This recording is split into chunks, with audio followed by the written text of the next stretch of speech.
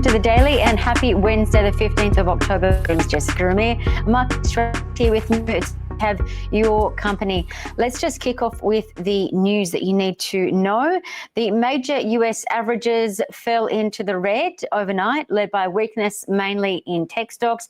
The Nasdaq closed down about 0.7%, and that was largely because President Donald Trump again doubled down on his hostile tone with China. Now, much of the drag did come from Nvidia. We saw Nvidia shares fall about 4.4% in the session, and that's because AMD snagged a major order from Oracle. This is basically a sign that AMD is gaining ground and market share in this booming AI space. But it's not all over Red Rover for Nvidia. Nvidia shares did see some dip buying, bouncing back in after hours trade. So there is good news for those Nvidia shareholders. Now, here are three things that you need to know about markets right now. The first thing is that rate cut hopes are increasing. So what we saw overnight was the Fed chair, Jerome Powell, basically come out saying the labour market is continuing to weaken, and this basically is another signal that the Federal Reserve, the central bank in the US, is probably going to cut interest rates at their next meeting, and then again cut again in December. So this is good for tech stocks and it's good for the economy because it means there's going to be more money flushing through the system and more money in your back pocket if you're tuning in from the US, and more money in companies' back profits, meaning back of pockets, meaning their profits. The second thing to know that the oil price has hit a 5-month low, and that's because the EIA has warned of record oversupply. No surprises there. We spoke about this a little earlier in the year when Trump was going on about the fact of drill, baby, drill, right? Now, the third thing you need to know is that gold has surged to a brand new record all-time high. And thank you for those who have been following our calls about gold. Well done if you've been in gold. The gold price is now at 4,100 US an ounce. It's up almost 60% this year. Specifically, it's up 57%. Newmont, the world's biggest gold miner, that's listed in the US and also down under here in Australia. But let's talk about the US holding. The US holding overnight is now the fourth best performer in the US. That's pretty good. Newmont is up 143%, so thanks for coming. In my view, for those that aren't really familiar with my take on gold, I think that gold's got plenty more room to run. Now, remember that gold typically rallies after the Fed, after the US central bank cuts rates. So I want you to keep that in your back pocket. What about gold's boring stepsister? Let's move on to that. And that's the focus for this next topic. And that is that silver is not so boring. Silver has definitely grown up and blown up as well.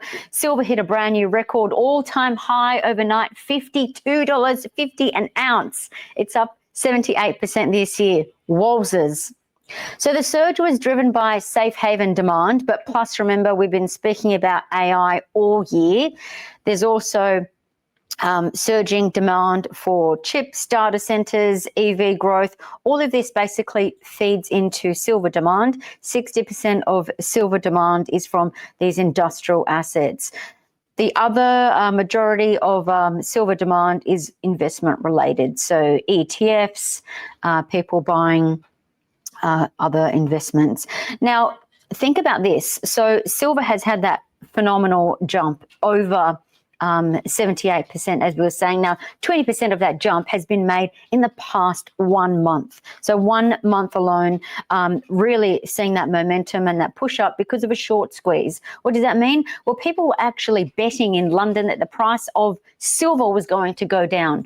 And then because it went up, they were forced to sell, or rather buy, their short holdings. And that means that is the short squeeze that has pushed the price of silver up even higher. So just be mindful of a couple of things. I want you to note that silver is usually more volatile than gold, but do keep an eye on the silver price because we still have got a supply deficit.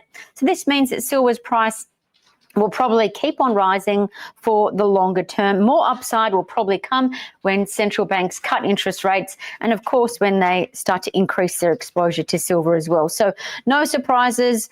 Silver should be at maybe the top of your watch list, and it's at the top of our watch list today. Let's move to stocks and ETFs to watch. Global X Silver Miners ETF, SIL, that's up 137% this year. There's another one that's done even better than that. The reason that I mentioned this one to begin with is the ETF SIL. That's the world's biggest silver ETF, as in it's got the most funds under management. But the best performance in silver ETFs this year, I'm not talking about leverage, I'm talking about pure silver ETFs now, is the SLVP. It's up 153% this year.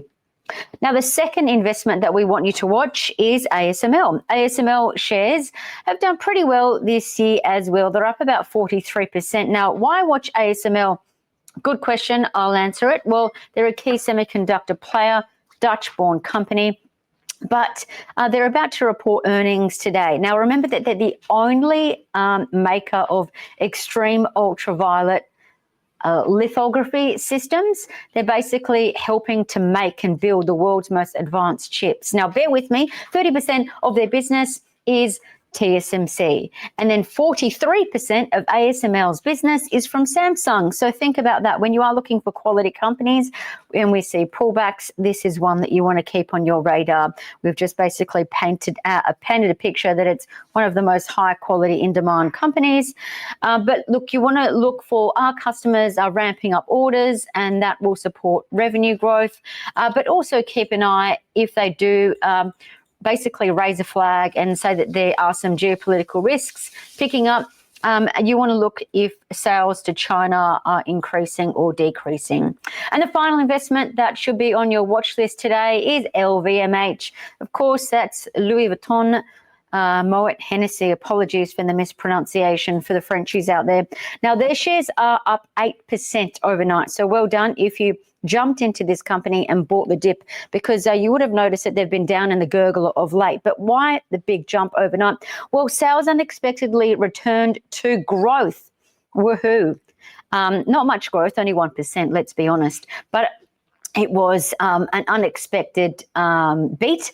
So it was above consensus, or above what analysts were expecting, and sales surged to 8.3 billion euros. So again, higher than what the market was expecting. So why was that surge? Why did it come about? Well, sales to China unexpectedly picked up in the region themselves, and specifically Moet and Chandon champagne sales actually popped more than expected. As for their flagship businesses, Louis Vuitton and Dior, they actually saw a bit of a sales drop. There's plenty to watch and consider. It's great to have your company.